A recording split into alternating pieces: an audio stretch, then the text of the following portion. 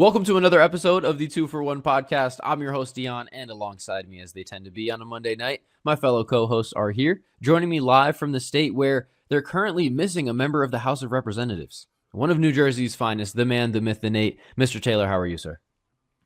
Ask me to name one House of Representative for the state of New Jersey. Can you name one representative? No, I for the can't. state? Oh, okay, cool. Yeah. Well, one of them is missing from the headline I read. So, well, I hope they find him. Unless he's a bad guy, then I hope they don't find him. He probably is, if we're honest. He's a politician, but yeah. Either way, I hope they do find him. But joining us live from the city where a pothole claimed an entire school bus this morning, what Mr. Josiah Cook. Josie, how goes it? Like it just swallowed a school bus? Pretty much, yeah. Oh. That's good afternoon, Hoop Talkers. That's commonplace around here in Ohio. Gotta watch out for those potholes. How often are we losing school buses to potholes over there? And we're losing entire villages. Oh my! What? Are you sure it wasn't like a sinkhole? No, it's yeah. I think it's just a harsh winter. Because sinkholes when like the ground. Yeah. I mean, it turns into a sinkhole when it all kind of falls through. Have you guys ever seen videos of that? Like just like a car will just be sitting there and then it's like whoa. You just get swallowed up. Swallowed into the earth, never to be seen again. Mm-hmm. Yeah, I guess that's what happened this morning in Cleveland. Well, that's what happened to Mitch, actually. That's why he's not here. Oh, right. Yeah, Mitch is not here with us today, unfortunately. But yeah, we'll get him out of the sinkhole soon enough. But today we're here to talk about the NBA playoffs. Round 1 is well underway at this point. So we haven't talked since these series got kicked off. So we're going to run through all 8 matchups we have in the first round. Some, we'll harp on more than others. There's, maybe like one playoff series that's actually gone according to script. But it has been a wild first few games in these NBA playoffs, just as far as results go. Really, like I feel like everyone kind of came in thinking, especially in the Eastern Conference, that it would just be chalk. The top 4 seeds felt very rock solid. And now here we are. Everything's been pretty much flipped on its head. So we'll go through all 8 series. I think we'll start with the West first, because I think that'll be a little bit easier to talk through. And then we'll get to the absolutely insane Eastern Conference. So we'll start at the top, starting with Josie's OKC Thunder. This is one, the one series I mentioned that I think is actually going according to plan. Phoenix down 0-3. We'll see if they can avoid the sweep in game 4, but this one has gone pretty much exactly the way you expected, unless you feel differently, Josie. The only thing that hasn't gone according to plan is obviously the injury to Jalen Williams. I think we should say hamstring. He's going to be out for at least a week or 2, so could affect them in the next round. Yeah, for sure. Yeah, and I think it's the other hamstring, right? Which I don't know. Is that better or worse that it's the other hamstring? That's probably worse. Yeah, because I don't know if it's better or worse, but I'd rather be re-injured of the same thing that just didn't get enough time to heal than have the other hamstring also be in jeopardy. I feel like you need at least one hamstring to be intact. Maybe it kind of ideally out, both. He's not going to like overextend on one leg now. He'll just have, I don't know. But yeah, that definitely just can't walk. Could definitely come into play when we get to the second round, but I don't think it'll stop OKC from getting through this. For this round, it's been all Shea. Like he's looked amazing, especially in the last game. So. Mm-hmm. With how Jokic has looked too, it's like those best player in the world conversations looking like they might be swinging one way right now. We're getting there. Yeah, we're getting there. Well, yeah, we'll get to that series for sure. What I was gonna say is, I think you can just stop talking after saying that Dylan Brooks scored 30+ points and they still comfortably lost. Like this team isn't Devin Booker. Whatever they did to him, turning him into a point guard where Devin Booker's just so set. I must make the right play. I don't care about being an elite scorer anymore. I need to just make the right play every single time. I'm not going to take over this game. No, why would I do that? Yeah, he has leaned way more into being a point guard the last few seasons. It's just like that killer instinct. He used to be one of those guys like I feared the most with the ball late, in a game. And now it's just like, okay, let Devin Booker do whatever he wants. He's probably not even going to shoot half the shots he should shoot. Yeah, and I'd rather Devin Booker take some bad shots than him just kicking a Royce O'Neal in the corner every goddamn time. Yeah, I don't know that it would make any difference in the series, but moving forward for the Suns, like him not being that elite scorer anymore is kind of like it kind of just makes the Suns, I don't want to call it like a useless team, but if he's not going to be the guy that can just go against you 30 or 40 on any given night, like what is this team? So yeah, that's been a weird development to see. Like on the one hand, it's nice that he's developed into such a nice playmaker because he was. Sorry, Phoenix. Would you like Mikal Bridges back? How about Josh Hart too? No, we'll get to your Knicks as well. Don't you worry. But yeah, that has kind of been a strange development. It's nice to see the playmaking have this uptick as he's matured into his veteran years. But yeah, the scoring has kind of gone with it. So I don't know. I guess the one nice thing for Phoenix is that if they keep Dillon Brooks around for the long term, it looks like he actually has taken a legitimate scoring leap, like him actually being able to score. It looks like his team now. Yeah. Yeah, you're not wrong. Yeah, it's pretty cool, but it's also a little weird. He's like a WWE style like character. Like and I do love that he's down 3-0 and he still has the desire to give 115%. I think that's something to give some credit towards. Is he gonna have 115% effort to talk to the media after he gets swept? That will be the question. We'll see. We'll see his willingness after that. But no, he's definitely given his all on the court. And like you said, yeah, it does kind of feel like when you just look at the Suns season, it feels like Dillon Brooks is the first face that comes to mind over Devin Booker, honestly.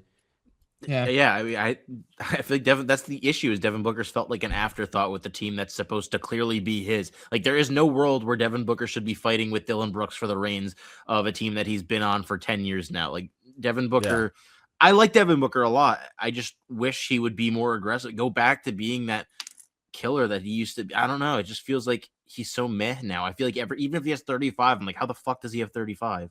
A quiet 35. Yeah. Where'd the game go? Game's gone. We'll move to San Antonio, Portland, the 2-7 matchup. I feel like I also got a concussion alongside with Wemby because I feel like I don't even remember the first two games for some reason. They kind of like blurred together as one game in my head. But then obviously game 3, no Wemby. So that one was an interesting one to see the Spurs get that one. But then taking game 4 to take a 3-1 lead, this has kind of gone a little bit. Sorry, did you see what Pat Riley called Wemby? He said, "I wouldn't trade Bam Adebayo unless maybe like the Spurs offered me 8 first-round picks and Wabaya." Wabaya? Wabaya? No, I didn't see that. Yeah. I'm sorry. Continue your point. Where was I going? Oh yeah, the Spurs took the 3-1 lead yesterday, taking game 4. I felt like this is kind of gone in the way that I thought. I thought that this would be a 5-game series that was very competitive for 5 games. Like Portland just isn't talented enough to just outlast a team like the Spurs, but they've kept it very close. They looked really good in like quarters 2 and 3 of this game yesterday, but I felt like their offense just kind of ran dry. Wemby quarters 1 and 2, they got blown off the court in quarters 3 and 4. Yeah, I was gonna say definitely not 3. It was 1 and 2. They had like an 18-point lead at halftime or whatever it was, and then immediately the Spurs went on I think a 10-3 run before. Yeah, it was something like that. There was no. Well, once the second half started, that was all. Yeah. San Antonio. Yeah, I felt like Portland has shown in stretches that like, okay, this is a team to look for next season. Keep an eye on, see what they do going into next year. But yeah, they're just clearly not on the same level as a team like the Spurs, and that's kind of borne out here with the 3-1 lead. But I gotta say, like, I have been impressed with Portland's play for sure. It was also nice to see De'Aaron Fox have a big game yesterday. Obviously, Wemby had a nice game for himself, but with Wemby coming off the concussion protocol and everything, it was nice to see Fox step up and be that guy that they traded for. It was 28 efficient points, and he looked like their number one option for a lot of the game, which was, I think, really nice to see because they're going to need De'Aaron Fox if they're serious about trying to contend for a title this year. Absolutely, yeah. It takes a lot of pressure off Castle and Harper to be those guys because inevitably they're going to have that moment in the playoffs where like they just don't show up. So knowing that like Fox is going to be there is huge. Castle's had some nice games though too, and so I think how good Castle and Harper have already looked in their first run together has been really, like, man, I wish I was a Spurs fan. Like, it's really hard to not just be jealous of this young core that they have because they've hit on pretty much all of their picks, just except for Jeremy Sohan. We don't talk about that. But yeah, I think right now you're just seeing all the right things from the Spurs. They went down to the Blazers, but they responded, and that's what you want to see out of a young team is they're getting battle tested early, which is, I think, very good for them. Yeah, I cannot believe how much of a veteran Dylan Harper looks like out there. Like, just his craftiness, the touch, driving to the rim is just, it's that of an 8-year vet. Like, it's just so impressive how NBA ready he was coming in. I didn't have like huge expectations for him as far as being like one of the top 3 picks, but my God, I've become such a fan of his in the second half of the season. Remember when we talked and Mitch did that video about how Wemby basically had like 3 evolutions during his rookie season? Yeah. It feels like Harper's done that, not to the same extent that Wemby did, but this 3-point shooting leap just came out of nowhere after the All-Star break. Like, he started to going to the rim more and realizing, hey, I'm one of the best finishers in the league already as a rookie. I need to start doing that more. Just started taking command and, realizing, hey, I was a top 3 pick for a reason. I am very convinced by, I think a lot of us had concerns about how that 3-headed tree or the 3-headed dragon of Castle Fox. and Harper would work out. And right now, I have really no issues with it going forward. I think they've proved more than proven. Obviously, you'll need to see more in the next rounds, but I think these are your guys going forward. I don't think there's any reason to be breaking this up anytime soon, even with Fox. But then on the other side of things, I wanted to just give a shout out to Drew Holiday, because I think he just is another prime example, like CJ McCollum. We'll get to that series, of how much veteran presence matters in the playoffs and how much veteran players end up being the best players on your team. It's every single year there's a guy like this. Yeah. I mean, we're getting two this year for sure. Yeah. So yeah, he's just been a steady force for them. Like Scoot has definitely, picked it up the last month or two as far as his level of play. But yeah, just having Drew out there, like the way he's able to just like control the pace of a game, control the tempo, just has that, like, even though he's never been like a natural point guard, so to speak, he has that veteran savvy of like, okay, let me get this guy a touch. Like, let me make sure we're getting into this set, whatever. He's done a lot for that. I mean, really all season he's been that for them. Yeah, like he's been in more of a backseat role for a lot of the season, even though not like backseat totally, where he's still obviously a big part of the team. I kind of look at it similarly to how Derrick Rose was with the Knicks back in 21 when they made the playoffs, and he was, their six man of the year runner up. But then in the playoffs, he stepped up and he was their main ball handler, the guy initiating everything. And I know I had to make my Knicks reference. No. What's the Derrick Rose quote about them being contenders from the preseason? No, that was the other season. That was like 20. They're a super team. He said they're calling us in Golden State the super team. It was like D Rose, Porzingis, Noah for a full season. Oh my God, yeah, good times. But anyways, just that veteran, he has been so important to that. He's the glue that has allowed Portland to look this competitive, against San Antonio. As good as Denny's been, I think Drew's been the most important player. Yeah, absolutely. It makes me really excited about next season, because I feel like a guy like Dame getting added to this mix, we'll see what version of him we get, but he feels like the exact type of player they're kind of missing. Like a legit perimeter scoring threat is something that I think they really lack. Like Sharp is not a good shooter, Scoot's not a good shooter, Denny's not a good shooter. It's it's pretty rough when it comes to perimeter creation. So adding someone like that, because they do have plenty of defensive pieces to support him at his ripe age. So I feel really, really confident about the Blazers next year. I think they're gonna make some noise for sure. Take the next be step. A playoff lock if everyone's healthy, in my opinion. Yeah, I really like where they're headed. We talked about how they'd make the playoffs if they were the best case scenario for every one of their players, and it was pretty much the best case scenario for almost every one of their players, especially except for maybe Shaden. But Donovan Clingan was as good as anyone could have hoped for. Denny was as good as anyone could have hoped for. Drew was excellent when he came back. Even Jeremy Grant had a quiet 18 points a game this season. Pretty much everyone, Toumani Camara was still very, very good. I think when you're looking at adding Dame to this team, they just have so many guards. I think they're going to have to figure that out. But this is going to be a very good team next year. Yeah, absolutely. Yeah, I mean, I think, a couple guys started the season slow, but, in their defense, their coach was arrested by the FBI after the first game. So they got off to not the best start in the world, which that's so funny to me. What a crazy story that was. That has just probably like the 19th most relevant thing that happened this season. It was the head coach getting arrested by the FBI for a gambling scandal. Now there's the whole situation with them maybe not paying Thiago Splitter, whether they want to keep him or not, and their owner just being they're the only team in the playoffs that did not send their two-way guys. They cut free T-shirts for the playoffs. Like they like cut certain staff members. Like they cut down on their staffing for. Why would you buy a sports franchise to be cheap? Fuck you. Okay. Yeah, I hate cheap owners. It's the worst thing in sports. It's the same guy who owns the Carolina Hurricanes, which they've had a lot of success as of late. Yes, so we'll see what happens. But yeah, he was doing the same thing over there too. So yeah, not the greatest look. And Adam Silver tried to defend him by saying, well, he just invested billions of dollars in this team. How could he be cheap? And it's just like, dude, what like you're just missing the point entirely. Like anyway. Because Adam Silver is insulting people with the prices of shit that he's doing here. Yeah. So that was a weird one. But I don't know. I do feel good about the Blazers heading into this offseason, but I think they probably got maybe one more game in them. We'll see. Well, but go ahead. Sorry. Real quick on this series, I would say I think Portland could have won this series in a different universe. They were up big in the last two games, and the Spurs made big runs to come back and win both of those games, one without Wembanyama.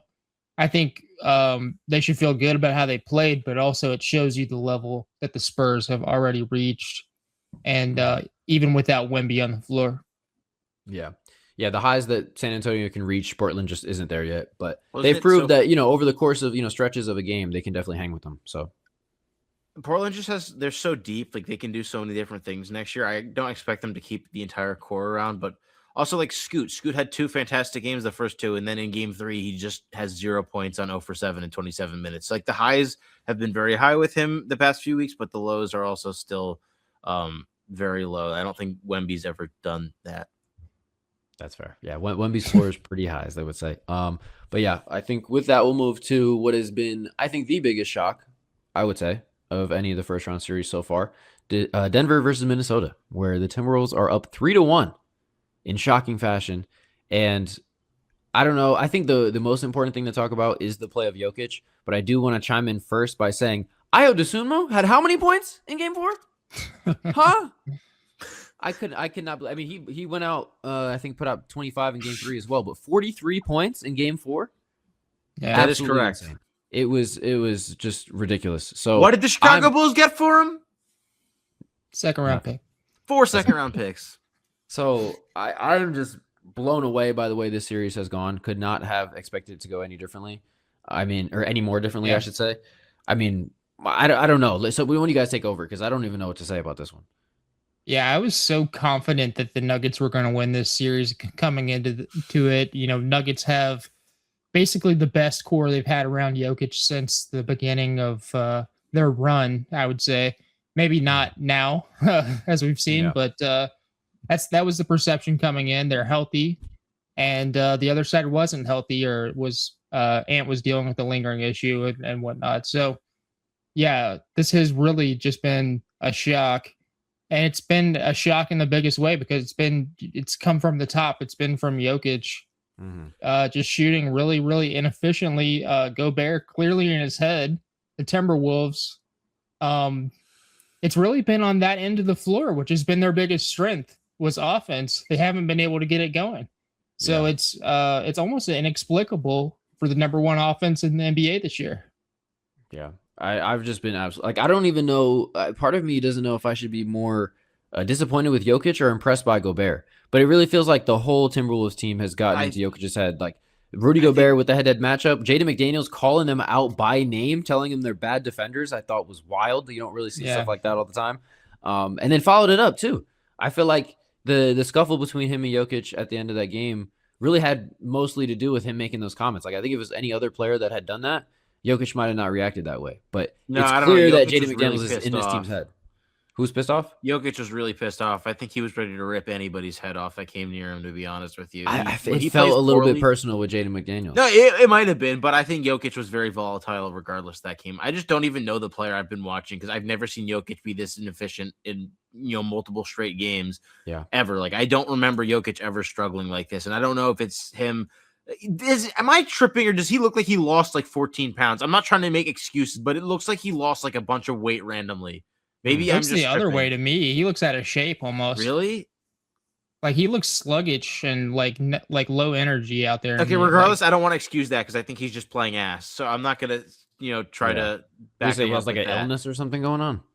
Yeah, no, I don't know. He just like looked kind of off to me, but I'm not going to use that at all as an excuse. I think the way he's been playing is completely out of character. It's nothing we've ever seen from them.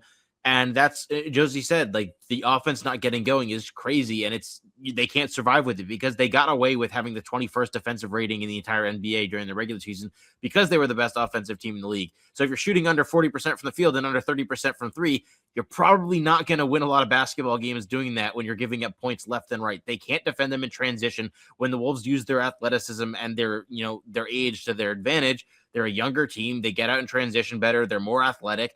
And they've just beaten up on pretty much every mistake that the Nuggets make. Whenever there's a long rebound, the Wolves are pushing it in transition. They're getting more steals. They're getting easier fast break opportunities that the Nuggets just aren't getting because they're slower. And their defense, quite honestly, just sucks. Like their defense has been terrible. Yeah, it's been as bad as you might have feared when you're looking at like the Nuggets' chances. I mean, yeah, like you said, the athleticism they're literally difference. And on offense, the Wolves are just saying, Christian Brown, do whatever the hell you want because I know you're not scoring. Yeah, no, he's been a black. They're playing him like he's Dyson Daniels. But credit to Chris Finch. I mean, I think he's done an amazing job, like maximizing his personnel for this series. Like he's clearly very prepared for this matchup. Like you said, they're taking advantage of every mistake Denver makes. Who was praising Chris Finch for his creativity a few weeks ago. I guess you don't remember me saying. No, I don't remember saying that. I said I really like Chris Finch, even though I know he gets a lot of shit from some fans. I gotcha. Yeah, I've never been the biggest fan of Chris Finch, but I think a lot of credit has to go to him with the way they've schemed Denver up in this series, because it is a very X's and O's kind of like outclassing that's taking place here. I think the athleticism discrepancy has been extremely evident, especially now with Aaron Gordon getting re-injured. So I don't know, man. Like, I could also see a world where, Denver pulls off 3 straight, because I do still feel like they're the better team and they should be able to snap out of this, but nothing Especially that I can pull out. Yeah, with Ant missing the rest of the series, like, that leaves the door pretty wide open. But well, who's taking over now? Naz Reid. I was gonna say Audisuma. Nah, Naz Reid. He was the second best player in that game. Yeah, right, fair enough. R.I.P. Dante DiVincenzo too. That was really dude. Like, way to. I was riding off the high of the Knicks win, and then I just watched Dante destroy his Achilles on national television. Like, oh, yeah, awesome. That was unfortunate. And it's also like double jeopardy too when you have a major injury like that late in the season or in the playoffs. Because now not only do you miss this playoff run, but you're basically done for next year too. Like, forget to see. And Dante the contract situation, his contract is up, and this is like his only opportunity to really get paid. Yeah. So like Dante, really who's been on MLEs and one of the best contracts in the league for a few years, finally gets his opportunity to get his rightfully deserved money, and now he's going to be coming off into free agency with Achilles surgery. Yeah, that's super unfortunate. So hated to see that. But T-Wolves down multiple guys. It does leave the door open, but there's nothing I can pull for evidence from these first 4 games to make me say the Nuggets have a chance in the series. Like, I can't feel confident in their chances to even win one more game. Just the way the first 4 have gone. I think they win. They have to win this next one, in my opinion. Like, well, they have to win all 3. If that's not up to. But like, I'm never going to count Jokic. I'm never going to count Jokic out, right, Josie? Like, we're not just going to say that Jokic can't, go back to what he's been. Exactly. Yeah. But I'm just saying there's no piece of evidence. There's not a single possession I can pull from the first 4 games to go, well, yeah, but at least this happened. So maybe in game 5, like, nothing. There's nothing there. So I hate the dead horse, but genuinely they could use Michael Porter Jr. so much more than Cam Johnson in this series. Yeah, I do think Bruce Brown has been useful though. So when you look at like the other additions that trade allowed them to make, like, you still got to look at the whole thing. But yeah, my God, they could. I guess they've just really desperately needed a third guy to be able to take the ball.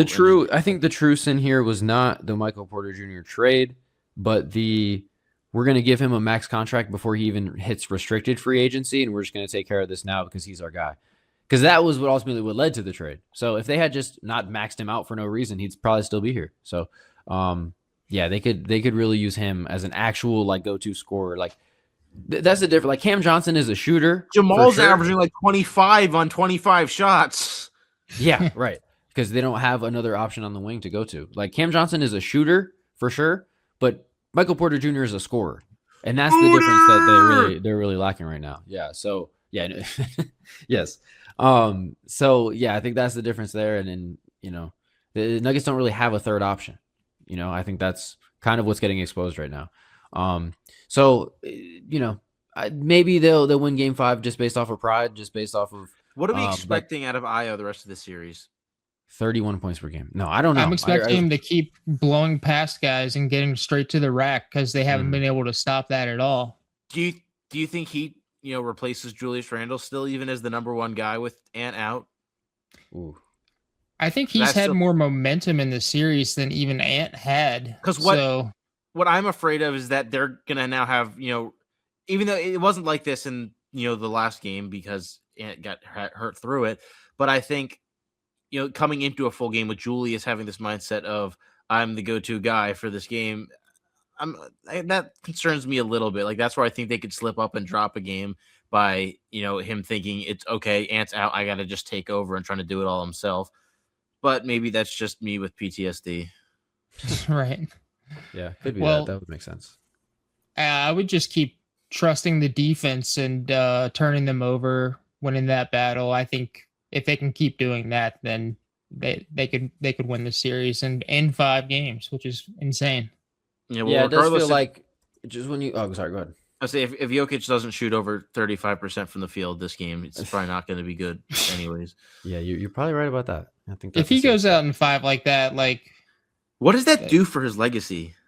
It puts like the first real blemish on there. I feel like. Yeah. Obviously, he's not perfect to this point, but that would be the first like, wow, Jokic was actually not good in a series. It's like, ooh, yucky poopy series. Like they've lost primarily probably because of his play. You can never really say that before. So that would be insane. I do feel like game 5, like you look at it from just like a psychological standpoint, Timberwolves are definitely, like Nuggets back against the wall at home. Like it would make sense that they would win this game. So we'll see, but I just don't feel good moving forward. Because I picked them to go all the way. That was my title picks. If they lose in the first round, I just don't see them losing the next game. I think at the very least the series goes to 6 or goes 6. Well, speaking of team playing for pride, the Rockets were able to avoid a sweep. They took game 4 at home to avoid that embarrassment. I don't have too many thoughts on this one. Like game 1, we got the LeBron game manager. I'm going to play 38 minutes or whatever it was and just control every single possession pace-wise. Obviously, Luke Kennard went off. And then really after that, my only real thought looking at this series after the first 4 games, because game 4 was the classic, like, Lakers are up 3-0, veteran-laden team. Like, Rockets, you can have this one fine. My only real thought is, why the hell did the Rockets draft Reed Shepherd? Like, what was the point of that? Like, he was the number 3 overall pick, and we're just not going to find out if he's good or not. Like, we're just not going to see what he's capable of. Like, I don't know. He pooped the game away in game 3. He literally single-handedly lost them the game at the end. I mean, I guess when you want to look at a couple possessions, but I think just his defense is awful, dude. It's not Nate, great. You flipped on your boy Reed. I liked him, but like this is just not a 3rd overall pick. He's a nice role player, and that's all he'll ever be at the very best. I don't see anything. Well, we're never gonna find out if they don't actually use him. Like he has gotten more than enough opportunity this season. He is so hot and cold. All he does, if he's not hitting his threes, he is pretty much useless. Well, he's getting hot and cold opportunities. So how do you expect him to ever find consistency if he's not gonna actually play? I just think you talk about how bad his defense is. I just think the team, their offense is just so bad without him on the floor that I think you have to get him more minutes. He doesn't play as well again next to Amen. Maybe I'm getting that wrong, but I feel like he doesn't play as well next to Amen. And when Amen has been off of the court, they are one of the worst teams in basketball. He has the highest he has the highest net rating in the entire playoff so far. Yeah, but I just look at their offense. It's just such a toilet bowl when they don't have any real ball handlers to create offense. Like the Lakers are basically just doubling KD on the touch as soon as he crossed half court. And that led to what do you have, 9 turnovers? Like, it was a disaster.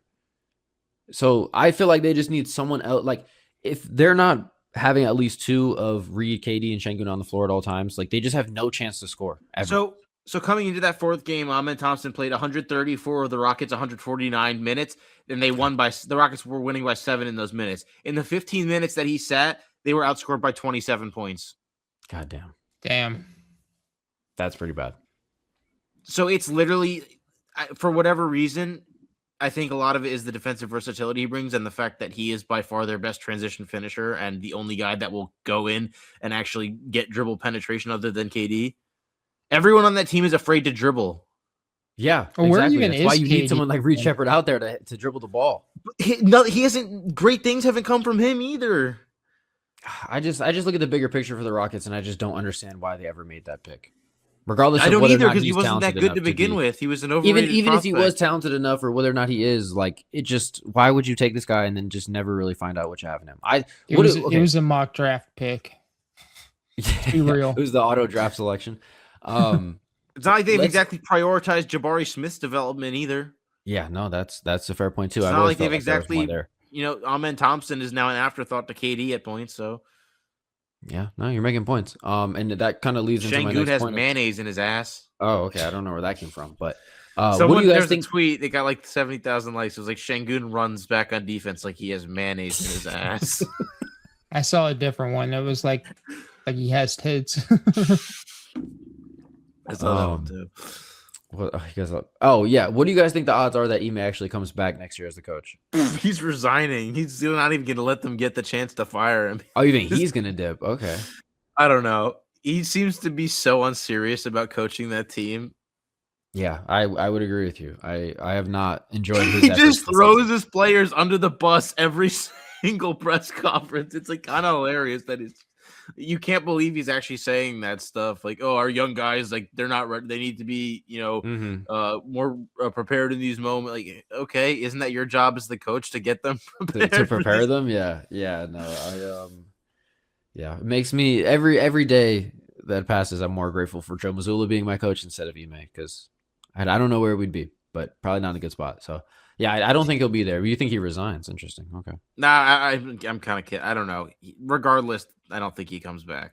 Yeah. What about Durant? I mean, is he going to be in a new team next year? No, he's getting traded. Yeah, apparently, there's already reports that he's going to be used as a stepping stone. I don't know what the fuck that means. What? A stepping stone to what? We actually just wanted KD to get in the playoffs to get first rounded again, so we could turn KD into something else, so we can go and get first rounded again. Right. Oh. See, right. I'm thinking like an NBA GM. Like, 3 different teams, 3 same results. Let's Who the hell's find their a fourth GM now? Stone. Raphael Stone. Yeah. Yeah. Anyway, let's move to the Eastern Conference, starting at the top with our 1-8 matchup. Maybe the second craziest first-round matchup to this point outside of Denver, Minnesota. We actually have Game 4 taking place right now. It is Detroit-Orlando. I'll admit that, there's 8 different series going on right now. I got my own life also happening. This is probably the series that I've watched the least of. I haven't caught every minute of it. My biggest takeaway from this is just, wow, I just can't believe how Wendell Carter Jr. is just so thoroughly outplaying Duren. Not only just having a better performance, but in the actual head-to-head, like shutting down Duren's offensive capabilities, like just out-physicaling him, just absolutely eliminating that short roll. He looks like rookie Jalen Duren. It's insane. Like Wendell Carter Jr. has just completely shut down Duren's ability to attack on the short roll, which has just been like such an integral part of their offense outside of Cade. Like it's just, who is this guy? Angel Reese gave him them powers, bro. Yeah, no, I don't know what it is. I have never, like, I was a big fan of Carter Jr. coming into the league. I felt like he was very Horford-ish, and then I've just hated him ever since because I've just hated seeing him play in the NBA. This guy in this playoff series, this is everything you could ever hope for. Yeah. So, okay, it's a 2-point game right now. It's 58-56. So this is another very close game. Yeah, this is another one that, obviously this will be a huge swinging point. Magic up 2-1. Something I wanted to, because you said you haven't watched a ton of the series. I haven't been dialed in on every single game, but I've watched a fair amount. And I think the biggest thing is just that Orlando has matched the physicality and toughness that carried the Pistons through the regular season. Yeah. The thing with the Pistons is they were tougher, they played harder, and they wanted to win more than anybody in the regular season, which is cool when, not everyone's doing it in the regular season. But then you get to the playoffs, and the Magic just aren't afraid of these guys at all. And I really have to cough, and it's like in the back of my... Okay. But so, Wendell Carter has not been afraid of Isaiah Stewart at all. Like Jalen Suggs has not been afraid of any of these guys at all. Like, he's not afraid of Asar Thompson. And Franz Wagner has made Cade look more uncomfortable than I think the majority of defenders I've seen on Cade all season long. He has the best defensive field goal percentage in the playoffs, at least coming into this game, which I know can sometimes be a little bit of a funky stat and how shots are tracked. But I also saw that I think he has like 5 turnovers or something against Franz as well. Franz, from the eye test at least, has guarded Cade very well, and it's made it very hard for him, especially when Cade has pretty much been their only source of consistent offense. Like nobody else on the Pistons team has been able to consistently get their own shot. Tobias Harris has disappeared like we've expected Tobias Harris to disappear. He's had a decent... I mean, I wouldn't say he's disappeared. He's just been Tobias Harris. No, yeah, but when I talk about those veterans you want stepping up in the playoffs, he's not exactly been the veteran, stepping up. But, okay, the issue is that they don't have another guy to step up and be that second scorer when Jalen Duren's putting up 8 points a game. Like, there is no solution for their offense for Jalen Duren scoring 8 points a game. And that's just been the thing. Like, the physicality that gave them the advantage in the regular season isn't there because the Magic are playing just as hard. The Magic are playing like they want it more. And Paolo's been the best player in the series other than Cade Cunningham. Yeah, I mean, the Magic have pretty much stolen the Pistons' identity from being that tougher team. I've seen a lot of Pistons fans react the same way. It's just like they're not they're playing us just like we played everybody in the regular season, and that worked. But the shooting splits haven't been pretty in this series. But Paolo has definitely done a really good job, and not even just making shots himself, but getting his teammates involved. And yeah, the Magic just look like they want it more. I hate saying that, and the team just is winning because they want it more, but the Magic just look like they want it more right now. And they're doing a good job of exploiting Cade's weakness, his main weakness, which to me is his turnover prone bouts.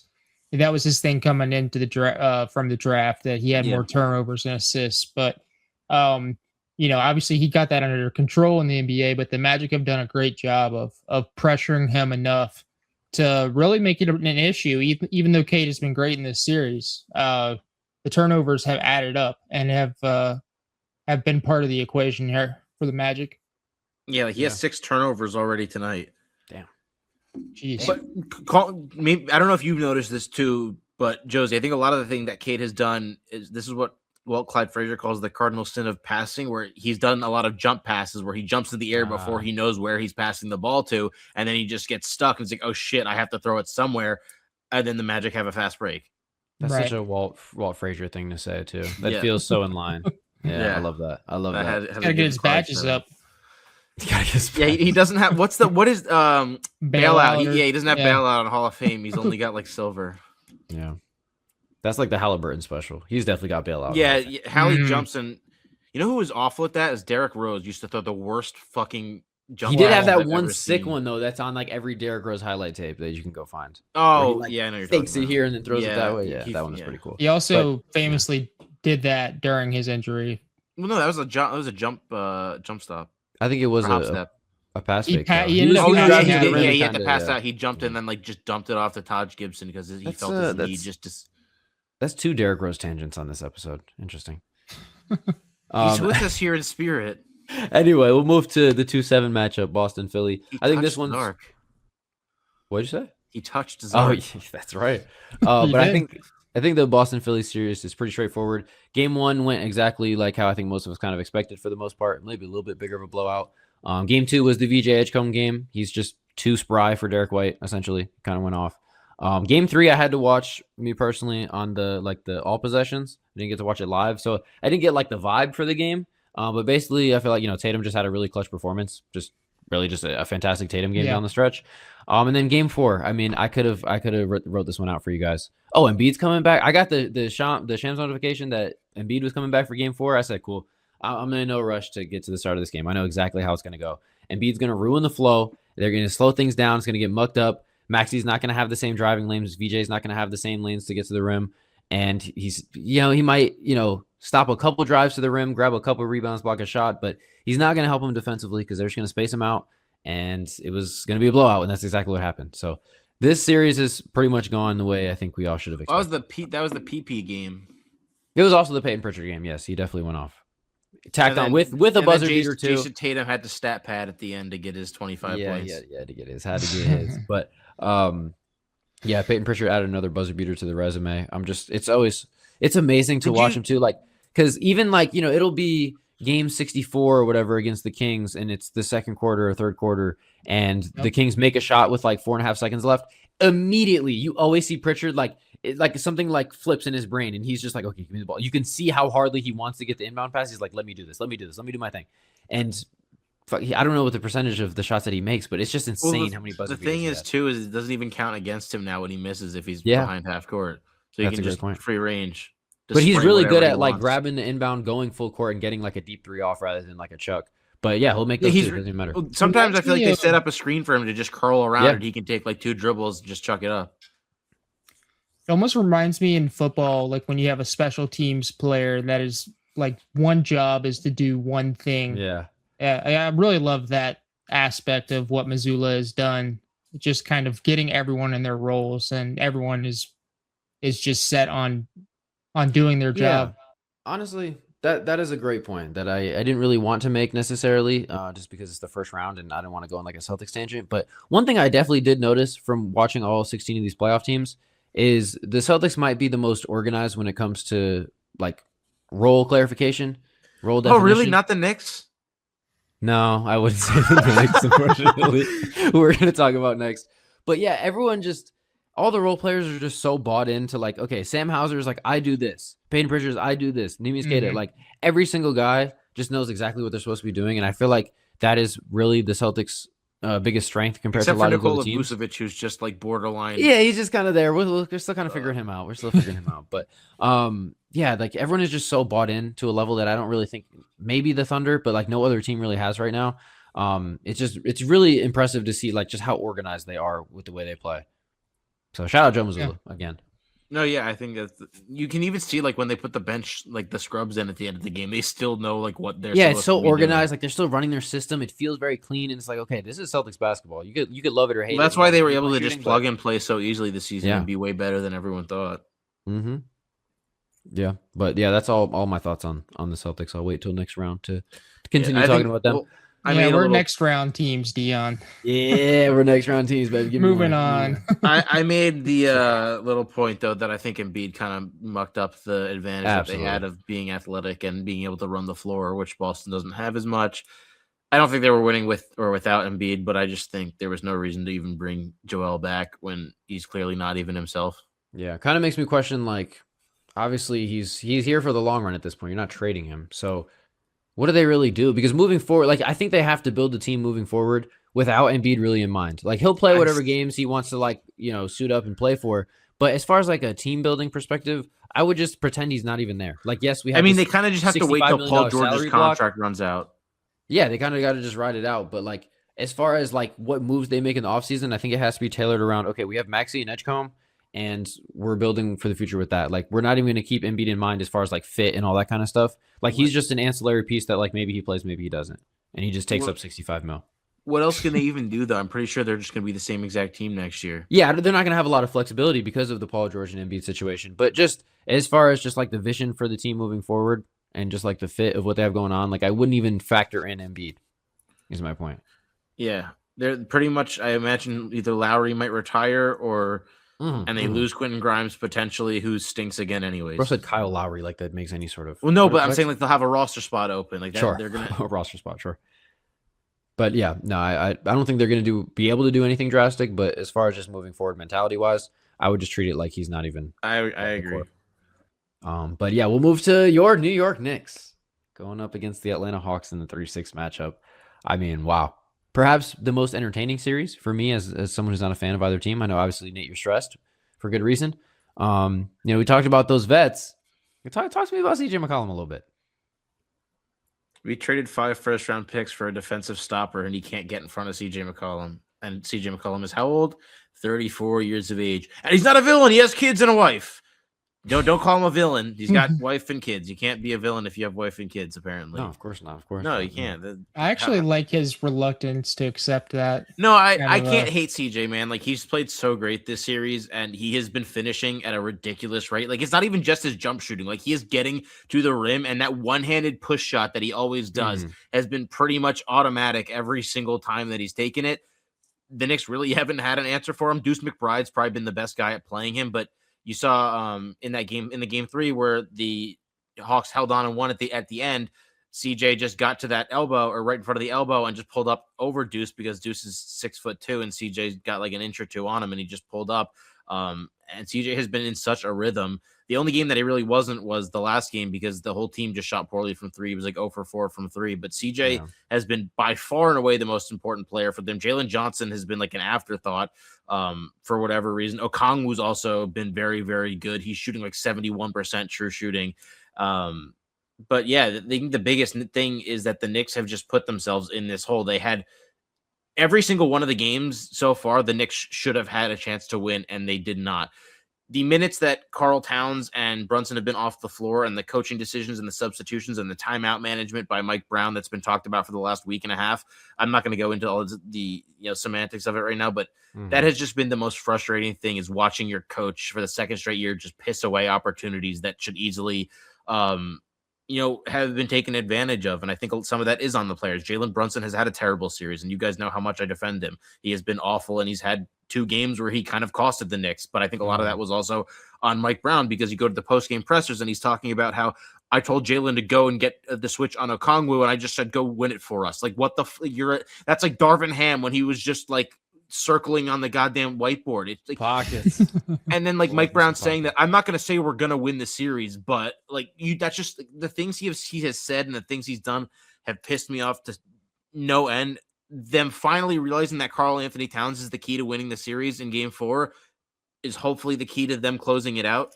But again, I just don't know at this point what to expect because Atlanta has not given up in any games except for that game 4.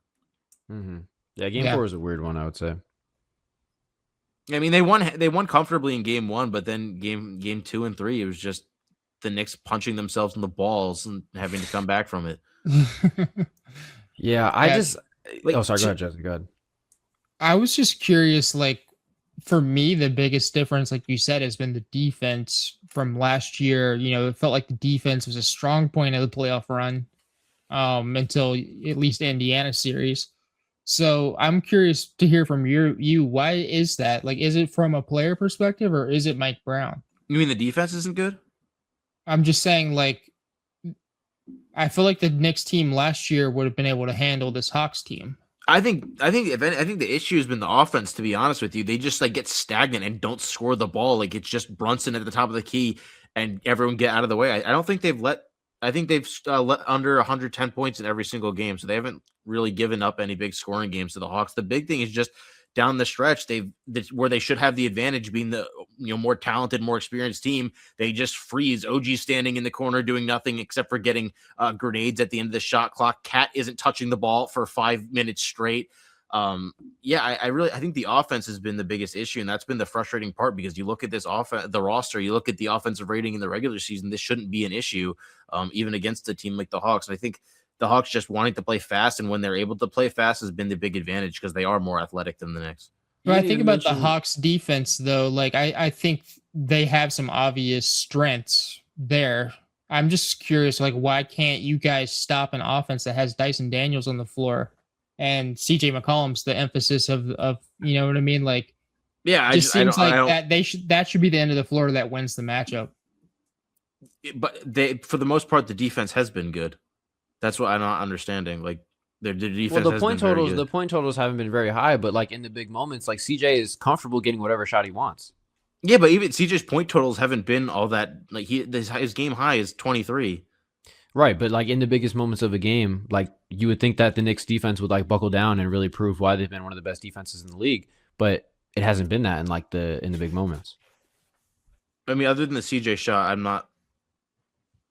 For me, it's just been. They've gotten outscored in the game twice in the series. So, yeah, right. They've been outscored twice. Yeah, they've been outscored because their offense stopped scoring the ball. Well, you talked about other offensive struggles, and you missed the elephant in the room. You didn't even mention Mikal Bridges. Mikal's played good defense. He's just not scoring the ball. No, I know, but you talked about their offensive struggles without mentioning Mikal. Like he's been. Well, I mean, he's been a zero. He's getting. That's what I'm saying. Yeah, you didn't even. That's a good bring point. him up. Good point. God, he's been from one of my favorite players in the league to like this is unwatchable. Like the timidness, he's there. Let me ask you, how many players on the Knicks do you think are attempting more field goal attempts per game than Mikal Bridges in this series? Where do you think he ranks? Most of them. He ranks 7th on the team. That doesn't surprise me at all. That should be impossible. Like there's just no way. So yeah, I think him just really it's just a matter of like it just feels like the lights are too bright or something. He's scared of the moment. Like he doesn't want anything to do with it offensively. So that's been incredibly disappointing to me above all else. That's been the really annoying part is it feels like the Knicks have played really good defense. Cat has had a tremendous defensive series. He had 2 huge blocks, and then the Knicks just turn it over on the other end. Like the Knicks' inability to take care of the ball, and they just wind out the shot clock. Like it's dribbling the ball down until there's 8 seconds left to finally initiate some action. And that's just where then they let up a long rebound and Atlanta's out in transition and running. That's been the big issue. So for me, it's really been watching the Knicks play solid defense and then their offense just not been able to capitalize on pretty much any of the opportunities other than in games 1 and 4. Mm-hmm. Yeah. What are your thoughts heading into game 5? Like where's the confidence level at? I think it really depends on if they go back to the Hawks don't have an answer for Karl Anthony Towns. I think Karl Anthony Towns is probably the best player in this series. I'm starting to think there might be an argument for him being the best player on the Knicks. So I think you have to get him going early and realize that this is your mismatch. Him in game 4 was like the reason why they won a triple-double. And I'm like, it's not one of those like, oh, 20 points, 10 rebounds. Like you felt every single one of those rebounds. You felt every single one of those assists. The 20 points felt like it was 30. And yeah, like everything just got going around him. The ball was moving better. Some of the best minutes were with Brunson off the court, as much as I hate to say it. I think they just have to get back to realizing we have more than just Jalen Brunson. Like this isn't just Jalen Brunson. OG Anunoby and Karl Towns are both shooting over 70% true shooting percentage for the whole series. So like those are the 2 guys that you need to be looking to get the ball to. And then Brunson can still be Brunson. There doesn't need to be there doesn't need to be a conflict there. Like Brunson could still be Brunson while letting his teammates get his. And I think that's a lot on Mike Brown as much as it is on Brunson. That was a nice rant there. Because I think you have to game plan that we're going to get Cat involved early, because as much as you might want Cat to go demand the ball, the reality is sometimes they need to get Cat going for him to get emotional. When Cat gets angry, and you can see it when he gets in those modes where he's like, I want the fucking ball and I'm going to go try to dunk on 3 people at the rim. Like, that's the kind of Cat that the Knicks need to win this series. That was a great rant. I really enjoyed that take there. I hate to ruin it with what I'm going to say next, but I have to. Is Cat the easiest player to take a charge on as far as like you just no? That's a very good point. I think he led the league in offensive fouls by like 20. Because as soon as you started talking about, you can kind of see it on his face when the energy picks up and he's like, "Give me the ball." No, he doesn't. I can picture, I'm gonna go knee some guy in the just nuts. doing an up fake and just putting his head down, just going straight to the rim, regardless of what's happening. He's going to the rim. He brings his knee like up to here on like he's like driving. He's like, you could just see it coming from a mile away. The defender just has to make that decision of like, am I going to get trucked by this 6'11", 250 guy? Because I'm guaranteed to charge if I want it right now. But shout out Jonathan Kuminga. He's been like the big difference maker off the bench for Atlanta, because the whole thing was these Hawks rotations, man. Go ahead. Sorry. Well, I thought the Knicks bench was going to be one of their strengths, and until game 4, it wasn't. Like Jonathan Kuminga alone was outplaying the Knicks bench, and him being able to just outrun every single player on the Knicks team in transition was a really big issue for them in the 2 losses that they had. I just think, like, imagine right before the season started, you took a Hawks fan, you said, "Hey, 4 games into the playoffs, let me show you the rotation for your Atlanta Hawks." Like, you'd just be blown away. Like, it's Nickeil Alexander-Walker and CJ McCollum running your backcourt. You got Jonathan Kuminga playing 29 minutes off the bench. Oh, and by the way, Zachary Richardson will play 6 minutes in the first 4 games. Like, and you have maybe the worst 6 minutes I've possibly seen of playoff basketball. Right. Yeah, they're not going to be a good 6 minutes either, by the way. Yeah, like it's just this Hawks season has been just wild. Gabe Vincent's here, by the way. He's also coming off the bench for you guys. He's had some really remember how you guys signed? You guys traded for Porzingis? Yeah, he's gone.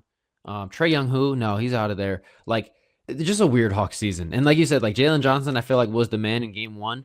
Been pretty quiet since then. I don't even know if he was the man in game 1. He has not done much of anything. All he wants to do is hang by the 3-point line and shoot threes. That's fair. Yeah, I got to see some more aggression from him, but. Really, really weird series. I'm really looking forward to game 5. It smells like we're primed for like an iconic moment one way or the other in game 5 with the way the series has gone. I'm going to put that prediction out there. But let's move to the final series of the first round.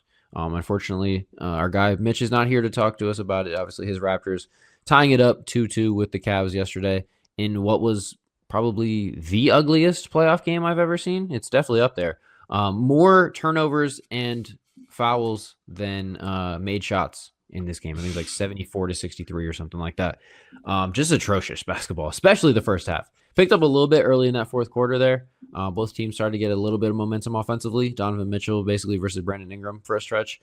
But my God, this was tough to watch. The Raptors pulled it out. I think, Nate, you said it yesterday, if it wasn't the day before. Yeah, I think it was yesterday. Obviously, the game was going on. I think Scottie probably has been the best player in this series from start to finish. He is really proven, like, basically all the propaganda Mitch has been pushing for him all year. Like, it's real. He's been that guy on both ends. So that's been really impressive. What has stood out to you the most, Josie, as the Cleveland native? Yeah. Not native, but you live there. Yeah, Cleveland legend, I would say. Cleveland legend, Josie Cook. I'm sorry. Okay. Missed the on two that biggest mute. things.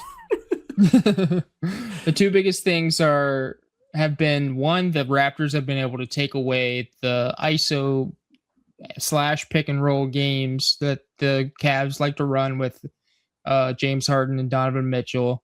They just look completely lost, especially in the latest game. They just completely have to start over on offense, and the lack of chemistry is starting to show. Shout out. Next thing I would. Oh, sorry. I thought you were stopping. Yeah, what's up? No. Keep going. Okay. The second thing was Scottie Barnes. Like you said, he has been the best player in the series. There's no question. 26 points a game. 26 points a game for Scottie Barnes. For Scottie, that's crazy. Yeah. So, and the way he's just been, so efficient this series. He's been everywhere on defense. Like, He's looking so good, and now I'm kind of scared what he could become in the next couple of years. So 2 points not good for the Cavs, but the thing that is going for them is the home court advantage. They do have two of the next three at home. So I think that could be the difference here is just who plays the most games at home. Yeah, Josie, you're the king of saying, the series doesn't start until home team loses. So series hasn't even started yet. We're still getting game one coming up this week. Shout out Jared Allen and Evan Mobley to combine for 11 points. Meanwhile, Colin Murray-Boyles, the rookie, going for 15. Yeah, shout out Colin Murray-Boyles legitimately. He shout has out been like CMB, but also opposite of shout out Jared Allen and Evan Mobley. Right. Yeah, CMB has been like Scotty. He's been like Scotty's running mate, basically. Like it's been. Well, okay, I will not tolerate the RJ Barrett erasure. Okay, fine. Yeah, RJ Barrett. You know who's leading the entire playoffs in scoring in the fourth quarter? Rowan Barrett Jr. Is it really? Yes, it is. That's At least impressive. yesterday it was. Maybe not after the games today. Okay, fair enough. Wow. I would not have Take guessed that for data. All right, Mr. Fisdale. My apologies. Yeah, no, I mean he's been good for sure. Brandon Ingram maybe not so much. You want to know what the Raptors shoot? Did you guys see what I sent? I don't know if you saw it or saw my text. I sent the Raptors shooting splits in the first half. They were shooting 22, 6, 50. Jesus. Yeah, they had the lowest. They had the lowest shooting percentage in a win. I think in maybe not playoff history, but like within certain tracking data. At least in my recent memory. Yeah. I think the stat that really jumps out to me is more fouls and turnovers than made shots in an NBA playoff game is just ridiculous. Oh, it wasn't say redonkulous. You might even. Not me, but you might. Okay. As far as moving forward for this series, it feels pretty up in the air to me, man. Like it might come down to just the home court, but what was that shot from Donovan Mitchell down 3 with like how they had enough time that they could have either gotten a good the last shot of the game? Again. Yeah, where he just dribbled on the right wing and then like shot it. If that was Jalen Brunson, they would have crucified him. They would have hung him up and shot darts at him. Like darts at him. I don't know. I wasn't trying to say something like medieval or fucked up. Well, yeah, no, I mean, point taken. I don't know. That was just like if that was Shea, they would have cut off his. Yeah, they would have title of this episode. No, only we're gonna understand that. But did you guys know that James Harden also had his 44th career playoff game where he recorded more turnovers than field goals? I have seen that. How many? 44 career games with James Harden had his 44th career game where he had more turnovers than field goals made. He turned it over more times than he made shots for the 44th time. A lot of guys don't even play 44. Most guys don't play 44 playoff games. What the fuck? That's historic stuff. That's got to be the most, right? Yes. Yeah, I was gonna say like the second most is like not even close. They showed like a graphic at one point, but someone's been keeping track, and I saw that it was officially 44. Oh my God! Yeah, he's averaging a cool 6 turnovers per game. That's what it looks like. Yeah, he had 7 in the last game. Also, in the fourth quarter, played the whole fourth quarter, took 4 shots, made one of them, had 3 points. And I don't even remember him touching the ball for the last 5 minutes. Yeah. That's incredible stuff. It's just the people that believed in this team. Like, look at who's on the roster. Even if they win this series, it doesn't matter. Yeah. Yeah. They might still get a free cookie trip to the Eastern Conference Finals because they're going to get to play Orlando or Cleveland, or Orlando or the Pistons. Detroit, yeah. Like, that other side of the East bracket is like vomit. It's like that on both sides. It's just like the Thunder, obviously on one side, and then all the other good teams on the other side. Like the Spurs, even the Trailblazers were good. Dion, did those James Harden stats saturate you, or are you like, what's going on over there? You look. Sorry, I was trying to find who's second on the list. So he has 44 playoff games with at least as many turnovers as field goals. To be clear, it's only 28 with more turnovers than field goals. Oh, okay, sorry. Still an insane stat. You could tell me anything as far as what happens in the next 3 games. X factor is going to be either RJ or Ingram or both, because Ingram finally looked like their number one option down the stretch of that game. Yeah, he for was like 6 terrible possessions. Yeah, he was terrible for most of it, but he hit two really two big threes or two big shots. One of them might not have been a three, but I thought they were both threes. Yeah. They were 2 threes, and that was the first time the series was like, oh, that's where Brandon Ingram's been. Like that's the Brandon Ingram that we're supposed to be seeing. But him and RJ have just not had a good game really together at the same time. I mean, Ingram really hasn't still had a great game overall, but he has to do something for them to win the series. Like, I can't imagine the Raptors win it, win a 7-game series without Brandon Ingram giving them at least 1 or 2 good games.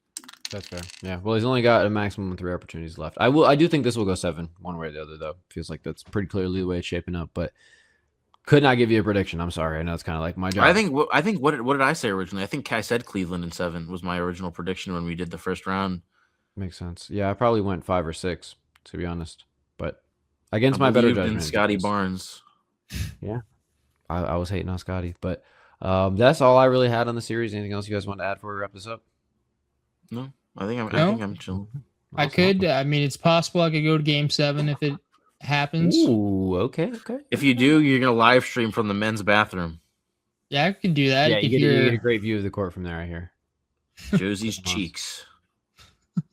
Live from Josi's cheeks. All right, let's wrap this one up, ladies and gentlemen. So we are going to get a little bit more open-ended as far as the pod schedule as we progress through these playoffs, just so we can, have conversations about things while they're relevant. So we'll see what happens as far as the next episode. We're definitely going to continue to make some guests in. What, Nate? I did remember what I wanted to ask. Do you guys think that Donovan Mitchell is out of there if they lose the series? Probably trade him. Yeah. Yeah, I think their main goal would be to try to get Giannis. I don't know how realistic that is. But if they could get Giannis on the team, then maybe they could sell Mitchell to extend. But that's the only other thing that could happen. Who says no for Mobley for Giannis? If they offer Mobley, I think they would have a legit chance to get him. Yeah. But again, you have to get the approval that Giannis is going to stay in Cleveland. Would Giannis want? I think Giannis would say no because he'd have to be teammates with James Harden. You could shuffle the deck on. Isn't he a free agent actually? So. Yeah, Harden. No, I think he's a player option. No, or was this something like option? That? Anyways, I don't want to get into James Harden contracts. Yeah, we'll save that. We'll save contract talk for the offseason. We don't need to talk about Giannis right now, but I guess that'll wrap us for this episode. Point being, I don't know exactly when the next episode will be. Probably based on the results of the first round and kind of when those series start to wrap up. So until then, we'll see. But make sure you subscribe to the pod. Make sure you follow us on all socials at 2for1hoops. And we'll be back soon enough with another episode. Until then, hope everyone has a great rest of their day. Yeah, and if you want, you can send feet pictures to @Dion Sherman on Instagram.